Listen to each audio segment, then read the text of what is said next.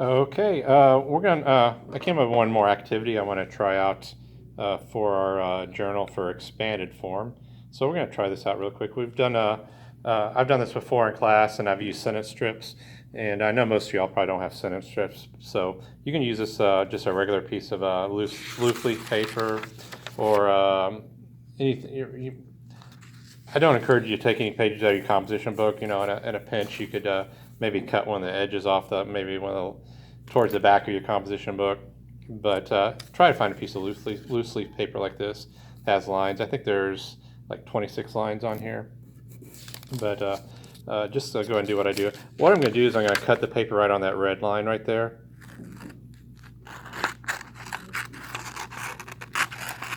We're going to go and cut this on this red line right here. Okay, and then you end up with your paper like this, and we're going to go and turn it this way to where the top. I'm going to give this a try, see if this works. So I'm going to put the paper right there, and I'm going to go ahead and okay, we're going to go and write the number. Let's put this up here so you can see. I'm going to write the number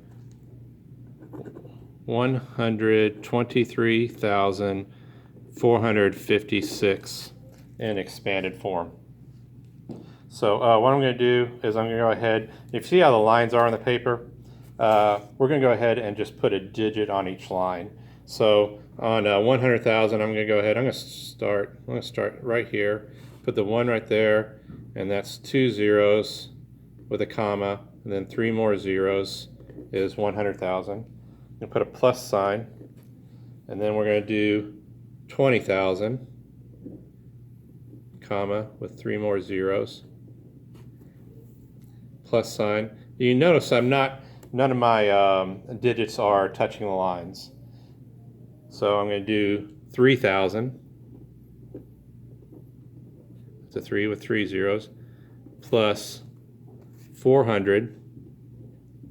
And I'm making an effort not to make any digits touch the line, plus 50, plus 6. And that worked out just about perfect. Okay, so the first thing we're going to do, okay, it's a foldable activity. This is something I learned a few years back, and it looks pretty cool. It's a pretty good visual representation of expanded notation.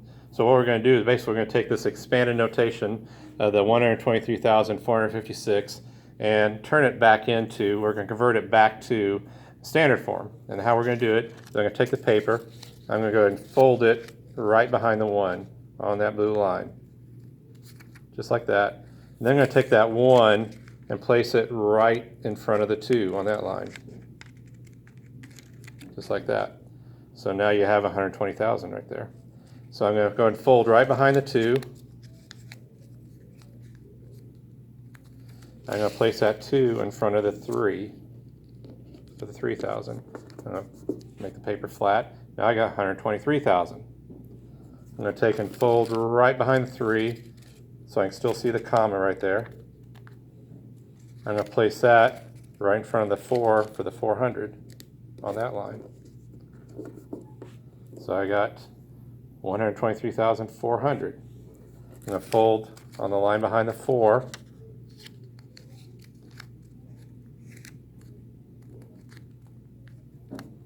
I'm going to place the 400 right in front of the 5 for the 50.